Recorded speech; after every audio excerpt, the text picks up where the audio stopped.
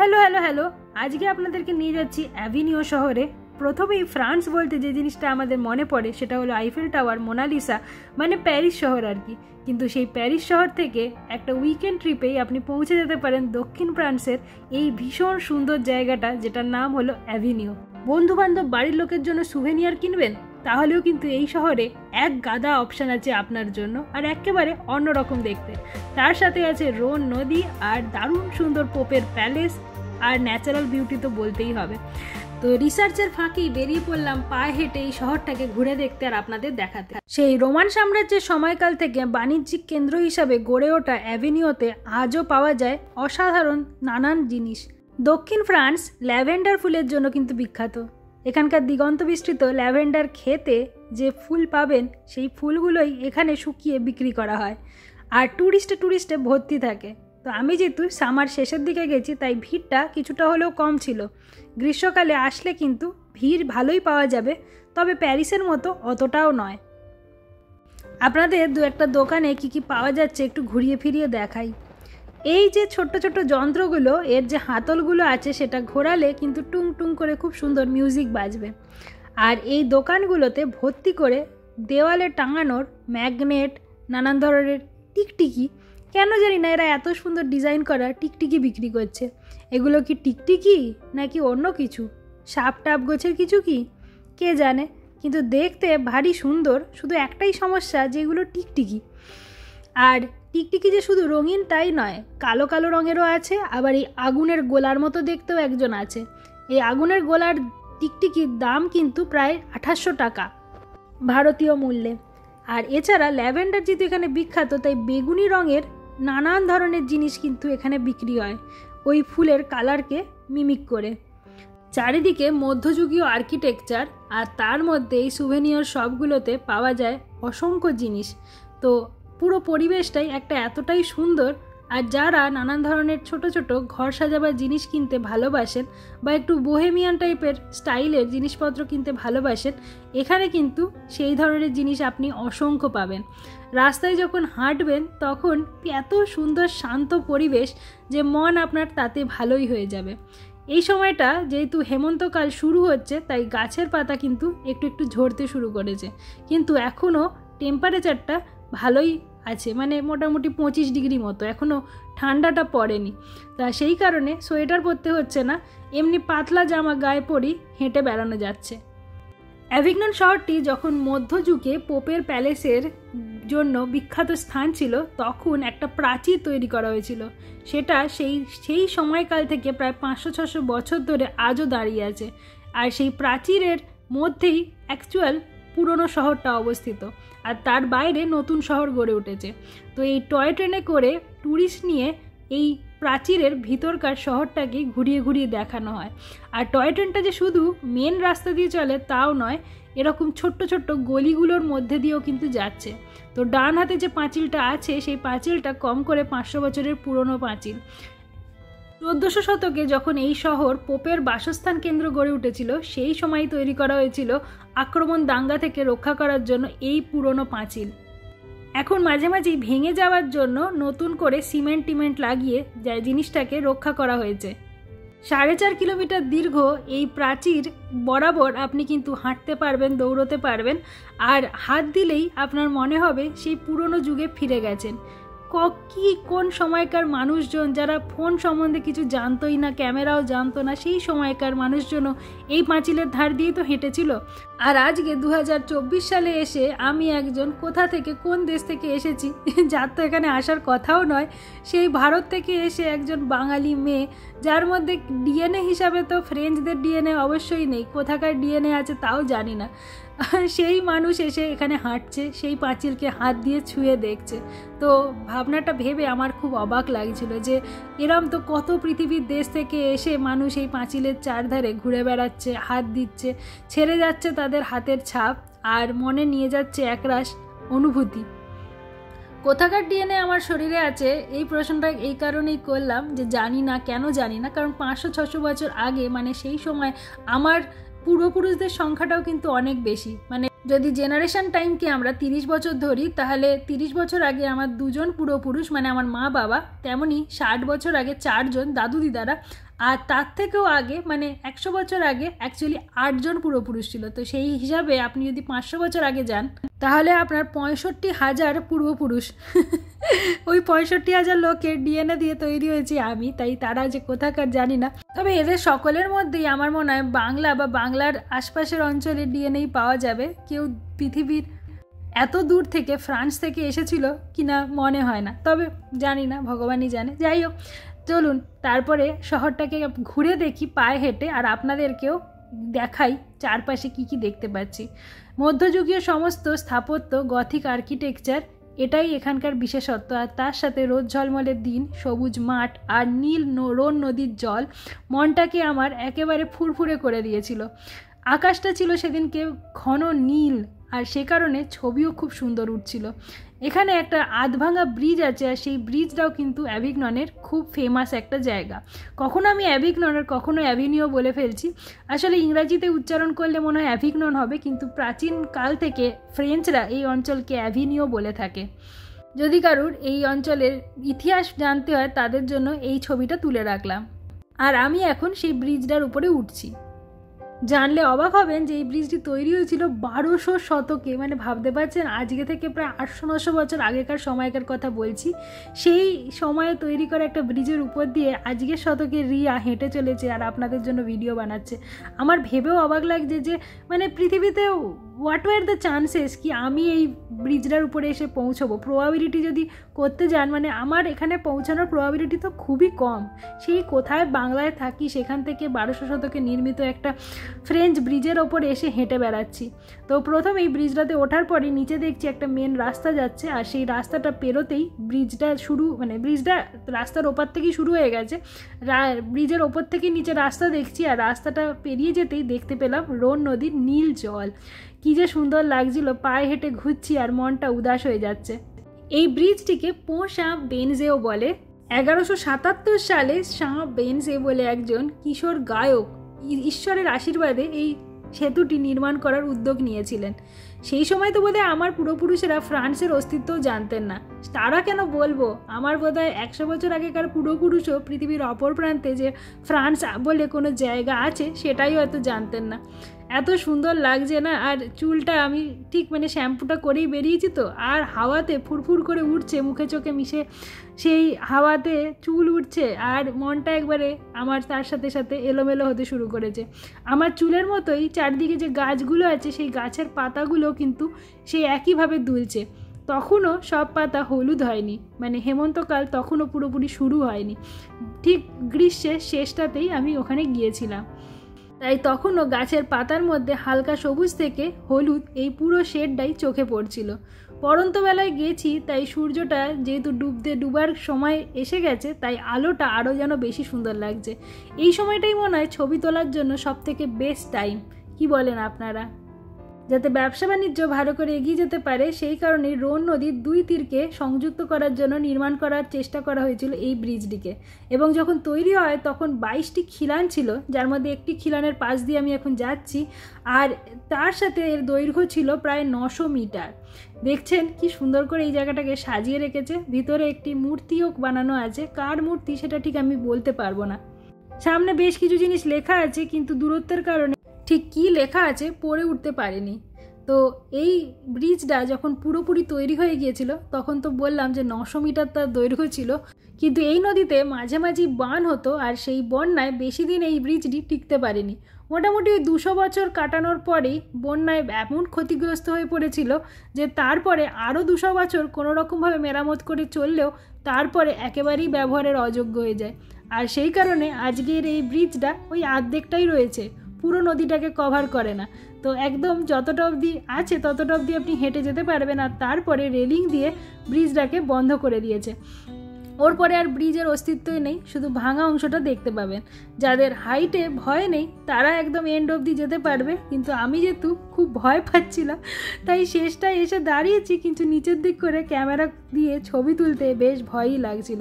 এই যেখানটায় দাঁড়িয়ে আছি এটা হলো নদীর মোটামুটি মাঝখানের থেকে একটু দূরে হবে, মানে মাঝখানটা অবধিও পুরো ব্রিজটা নেই, কিন্তু তার থেকেও পাড়ের দিকেই আছে। এই নদীর ব্যাপ্তি কিন্তু অনেকটাই বেশি, একেবারেই সেন নদীর মতো, যেটা প্যারিসের বিখ্যাত নদী আইফেল টাওয়ারের পাশ দিয়ে যায় তার মতো পুচকি পাঁচকা নদী নয়, ওটা তো কিছুটা ছোট নালার মতোই বলা যেতে পারে, কিন্তু রোন নদীর ব্যাপ্তি সত্যিই অনেক বেশি। আর আমি ঠিক ব্রিজটার যতটা অবধি আছে তার এন্ডে এসে দাঁড়িয়েছি, সেটাও কিন্তু নদীর বেশ জলের মধ্যেই, কিন্তু তারপরেও আরও অনেকটা পেরোলে তবেই এই নদী ফিনিশ হবে। তো আমি উল্টো দিকে তাকাতে পারছি না ভয়ের চোটে, কারণ নিচে তাকালেই জল দেখতে পাচ্ছি। আমি শুধু ব্রিজের পারে যেখানে ধার দেখা যায়, ব্রিজের ধার, সেটাই আপনাদেরকে বারংবার ভিডিও করে দেখাচ্ছি। এই যে দেখতে পাচ্ছেন লোকজন যেখানটা দাঁড়িয়ে আছে ওটাই কিন্তু ব্রিজের শেষ স্পট, মানে ওর পরে আর ব্রিজটা নেই, বন্যায় ভেসে চলে গেছে, তাও সেই 1600 শতকে। আর তারপর থেকে এই আর্ধেক ব্রিজটাই রয়েছে, যেটা এখন শুধুমাত্র ট্যুরিস্ট অ্যাট্রাকশন হিসেবেই ব্যবহার করা হয়। আমাদের হাওড়া ব্রিজ কিন্তু এরও 100-150 বছর বাদে তৈরি হয়েছিল, মানে এই ব্রিজটা ভেঙে যাওয়ারও 100-150 বছর বাদে তৈরি হয়েছিল। তো যা বললাম, যা পড়লাম তাতে বুঝতে পারলাম মোটামুটি 300 থেকে 400 বছর এই ব্রিজটা সার্ভিস দিয়েছিল দুই পাড়কে যুক্ত করার জন্য, কিন্তু তার মধ্যে মোটে 200 বছরই ভালোভাবে বাণিজ্য করা সম্ভব হয়েছিল। আর তারপর থেকে এই ভাঙা ব্রিজই রয়ে গেছে, যেটা কেবলমাত্র ট্যুরিস্ট অ্যাট্রাকশন আর আমার মতো পর্যটকদের ঘুরে ঘুরে ভিডিও বানানোরই স্থান। এছাড়া এর আপাতত কোনো ঐতিহাসিক গুরুত্ব থাকলেও কোনো বাণিজ্যিক গুরুত্ব আর কিন্তু নেই। তবে বাণিজ্যিক গুরুত্ব তো শুধুমাত্র মানে এক জায়গা থেকে অন্য জায়গায় পণ্য বহন করে নিয়ে গিয়ে হয় না, এই যে পর্যটন শিল্প চলছে সেটাও তো এক ধরনের বাণিজ্যই। তাই কথাটা ভুলই বললাম, আবার ঠিক করি যে বাণিজ্যিক গুরুত্ব আছে, কিন্তু সেটা পণ্য পরিবহন করা দিয়ে নেই, শুধুমাত্র পর্যটন শিল্প দিয়েই আছে। মানুষ বিভিন্ন কোণায় দাঁড়িয়ে পোজ দিয়ে ছবি তুলছে, তখন আমার একবার মনে হচ্ছিল, ইস আমারও যদি কেউ একটা দুটো ছবি তুলে দিত তাহলে কিন্তু বেশ ভালোই হতো। তো এই বিদেশিনীদের জিজ্ঞেস করবো কিনা একবার ভাবছিলাম, কিন্তু পরে ভাবলাম যে থাক, আমি বরঞ্চ চারপাশের ছবিটাই ভালো করে তুলি, সবসময় নিজের ছবি বা কেন তুলতে হবে, আমি তো সেলফি তুলছি। তারপরে ফিরে যাব ব্রিজে, সেই সময় দেখি আরে এই নাতির জুতো ছিঁড়ে গেছে না খুলে গেছে, তাই দেখে দিদা নিচু হয়ে বসে নাতিকে জুতো পরাচ্ছে। কী যে অপূর্ব দৃশ্য। আর একটু ভালো করে ভিডিওটা তুলতে পারলে ভালো হতো, কিন্তু মানুষের দিকে তাক করে অতক্ষণ ক্যামেরা রাখতে একটু কেমন যেন লাগে। বিশেষ করে এখানকার মানুষেরা খুবই ব্যক্তি স্বাধীনতা পছন্দ করেন, আর সেটা করবেন নাই বা কেন, সেটা তো ঠিকই করেন। এখানে দেখলাম একটা লিফট আছে, যে লিফটটার আগা পাঁচতলা কিছু নেই, উপরে কোনো ছাদও নেই, এরকমই অদ্ভুত লিফট, তবে সেটা এই মুহূর্তে চলছিল না। যাই হোক, আমার ব্রিজ ঘোরা হয়ে গেল। এরপরে আমি আবার শহরটা হেঁটে হেঁটে ঘুরে বেড়াই আর আপনাদের বাকি শহরটাও দেখাই। রাস্তায় দেখতে পেলাম আরও বেশ কিছু ইন্টারেস্টিং জিনিস, আর এইগুলো দেখে আমার কিছুটা সেই রাজস্থানের পুতুলগুলোর কথা মনে পড়ে গিয়েছিল। এছাড়া নানান ধরনের বাটি ঘটি এসব আছে, পোস্টারও কিনতে পাবেন। ফুল গাছের ক্ষেত, সেগুলোই এই পোস্টারের মধ্যে দেখতে পাওয়া যাচ্ছে। যাই হোক, রাস্তায় হেঁটে হেঁটে চলতে কিন্তু দারুণ লাগবে আপনার। কোনো যদি দর্শনীয় স্থানে নাও ঢোকেন, জাস্ট রাস্তা দিয়ে হেঁটে বেড়ান, এই দোকানগুলোকে দেখেন, তাহলেও কিন্তু মনটা ভালো হয়ে যাবে। কত রকমের যে জিনিস বিক্রি হচ্ছে আর কত রকমের যে ট্যুরিস্ট, কিন্তু এতটাও বেশি ভিড় নয়, তো সেই কারণে আপনি পিসফুলি হেঁটে হেঁটে ঘুরে বেড়াতে পারবেন।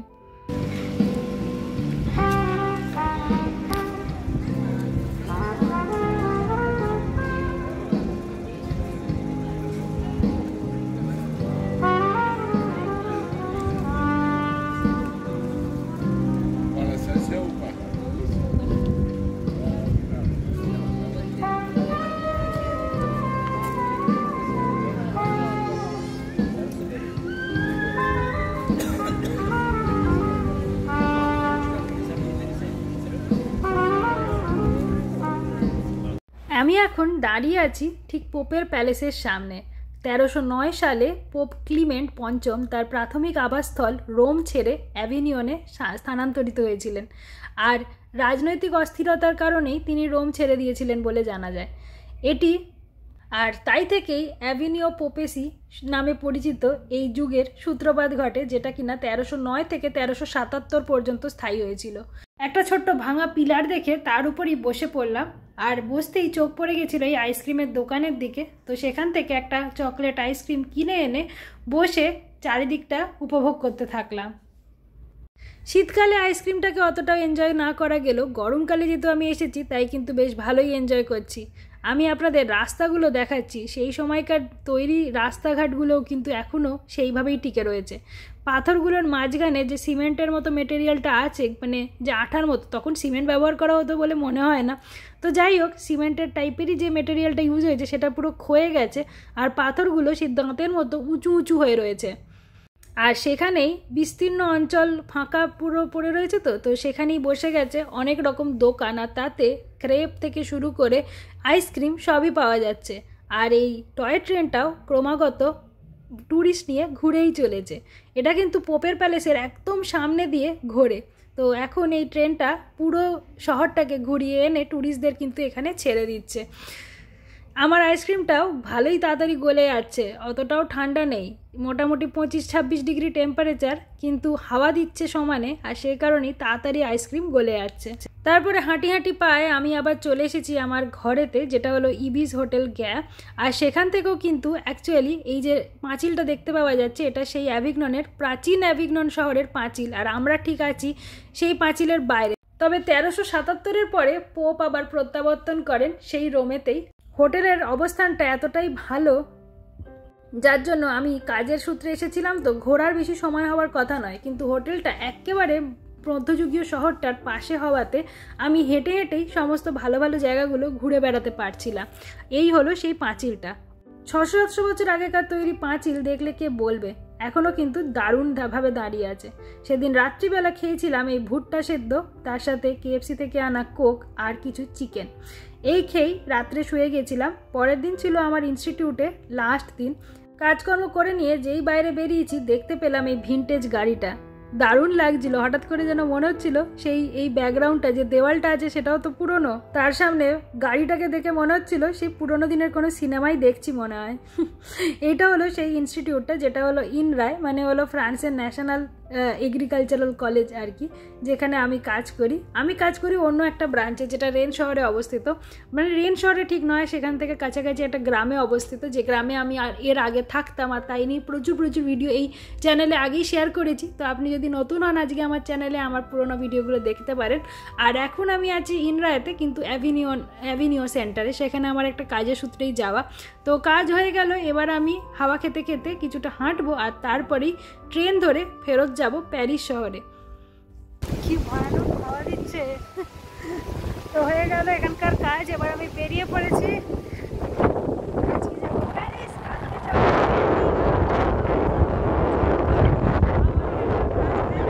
মাথা নেড়ে নেড়ে অনেক কথাই বলছি, কিন্তু হাওয়ার দাপটে বুঝতেই পারছেন কোনো কথাই আমার ফোন অবধি আর পৌঁছচ্ছে না। তো যেটা বলছিলাম সেটা হলো, এর পরের দিনই আমার ফ্লাইট ছিল ভারতে আসার, মানে আমি আর অভিরূপ দুজনে একসাথেই প্যারিস ছেড়ে ভারতে আসছিলাম। এখন তো সেসব কেটে গেছে অনেক দিন আগেই। এই সময়কালটা ছিল সেপ্টেম্বর মাসের গোড়ার দিকের সময়, সেই সময়কারই ভিডিও আপনাদের সাথে শেয়ার করছি এতদিনে। যেহেতু চাষবাসের কলেজ, তাই দিগন্ত বিস্তৃত মাঠ থাকে এদের, মাঠ থাকতেই হবে, নাহলে চাষের কাজ হবেই বা কী করে। তো আজকে ঠিক দুপুরবেলাতেই আমার আবার ট্রেন আছে। প্রথমে আমাকে একটা স্লো ট্রেন নিতে হবে, যেটা অ্যাভিনিও সেন্টার থেকে অ্যাভিনিও TGV অবধি আমাকে নিয়ে যাবে, আর সেখান থেকে TGV মানে এখানকার বুলেট ট্রেন যেটা ফ্রান্সের, সেটাকে ধরবো, আর সেটা মনে হয় 3-3.5 ঘন্টার মধ্যে আমাকে প্যারিস শহরে পৌঁছে দেবে। আর সেখানেই অভিরূপও চলে আসবে, তো আমাকে রিসিভ করে নেবে, নিয়ে আমি ঘরে পৌঁছে যাব। আর গিয়েই আমাকে ব্যাগ গুছোতে শুরু করে দিতে হবে, কারণ কালকেই আবার বিকালবেলায় আমাদের আছে ভিস্তারার ফ্লাইট, যেটা করে ইন্ডিয়া যাওয়ার কথা। সেই ফ্লাইটের ভিডিও আপনাদের সাথে আগেই শেয়ার করে দিয়েছি, আমি পারলে এই ভিডিওর শেষে লিঙ্ক করে দেব। কি সুন্দর লাগছিল, চারিদিকে ফুল ফুটে আছে, সবুজ মাঠ, তবে কিছু কিছু গাছের পাতা হলুদও হচ্ছে, হেমন্তকাল আসছে যে। আর ভয়ানক হাওয়া।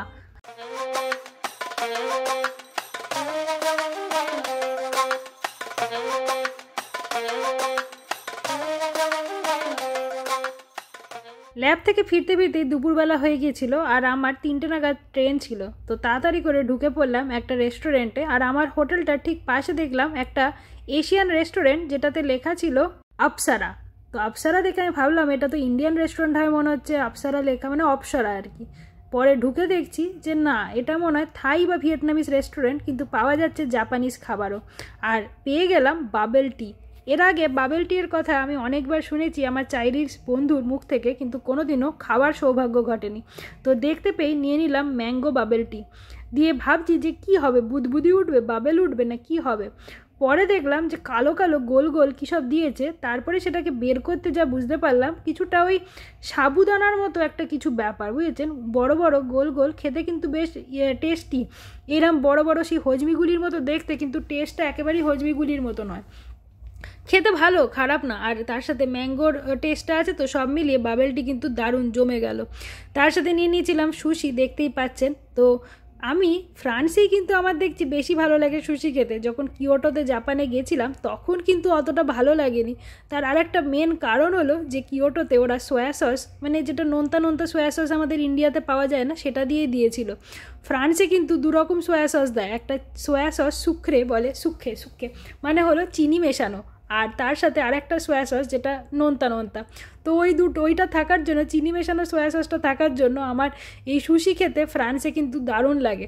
আর তার সাথে কিছু কিছু সুশির মধ্যে এই যে ক্রিম চিজ বলে একটা জিনিস দেয়, এই যেটা আমি দুরকম সুশি নিয়েছি, একদম সামনের যেগুলো তাতে ভাতের বাইরে সামন মাছের লেয়ার দেওয়া আছে আর মাঝখানে আছে ক্রিম চিজ। আর এখন যেটা খাচ্ছি সেটা হলো বেসিক অ্যাভোকাডো সামন সুশি। তো এই মিষ্টি সসটা যেটা প্রথমে ঢাললাম, আর তারপরে মানে সয়া সস দুটোই, একটা মিষ্টি একটা নোনতা। এই দেখুন, কেত মেরে চপস্টিক দিয়ে খেতে গিয়ে পড়েও গেল একটু, যাই হোক খেয়ে নিই। আর সেই মিষ্টি সসটার জন্যই কিন্তু আমার সুশি খেতে দেখছি ফ্রান্সে বেশি ভালো লাগে। তো আমার জাপানিজ পছন্দ, কিন্তু ফ্রেঞ্চ জাপানিজ খাবারই পছন্দ। তবে জানি না, শুধু তো কিয়োটো শহরেই গেছিলাম, জাপানের অন্য কোনো শহরে এই মিষ্টি সয়া সসটা পাওয়া যায় কি না সেটা সম্বন্ধে আমার কিন্তু কোনো আইডিয়া নেই। যাই হোক, তারপরে আমার হোটেল ছেড়ে ব্যাগ নিয়ে বেরিয়ে পড়লাম। আর বেরিয়ে দেখছি এখনও বিরাট হাওয়া দিয়ে চলেছে। দূরে দেখতে পাচ্ছি সেই দেওয়ালটা, যেটা হলো পুরনো অ্যাভিনিউ শহর, আর তার উল্টো দিকেই সামনেই একদম স্টেশন। এই হোটেলে যেরকম ছোট আমি রুম নিয়েছিলাম, সেই রুমটার ভাড়া মনে হয় এক এক দিনের জন্য পড়েছিল কত 80 ইউরো এরম টাইপের কিছু একটা হবে, যতদূর আমার মনে পড়ছে, মানে 7,000 টাকা পার নাইট। কিন্তু আমি তো নিজের পয়সা খরচা করিনি, আমাকে ইনস্টিটিউট থেকেই ওদের এই হোটেলটার সাথে যোগাযোগ আছে, তাই ওরা এটাই বুক করে দেয়। আগেরবারও যখন এসেছিলাম তখনও এটাই বুক করে দিয়েছিল, আর এবারও ওটাই বুক করে দিয়েছে। তারপরে আর কি, স্লো ট্রেনে করে পৌঁছে গেলাম অ্যাভিনিউ টিজিভিতে, মানে বুলেট ট্রেনের স্টেশনটায়। ফেরত যেতে কিন্তু এবার দারুণ লাগছে, কারণ এক নম্বর যে একা একা ঘুরতে আমার মোটেও ভালো লাগে না। অনেকে দেখান ইউটিউবে বিভিন্ন ভিডিওতে যে সোলো ট্রাভেল করছে। আমি যখন আগে একা কখনো বেরোইনি, তখন ওই ভিডিওগুলো দেখে ইন্সপায়ার্ড হয়ে ভাবতাম যে কী মজা, কী স্বাধীন, যা ইচ্ছা করতে পারে। কিন্তু আজকে যখন একা একা আমাকে মাঝে মাঝে এদিক ওদিক ট্রাভেল করতে, আমার একেবারে ফালতু লাগে, মানে মোস্ট ফালতু কাজ। আপনি বেড়াতে বেরোচ্ছেন, এনজয় করবেন, গল্প করবেন, লুডো খেলবেন, মজা করবেন, তার জন্য না।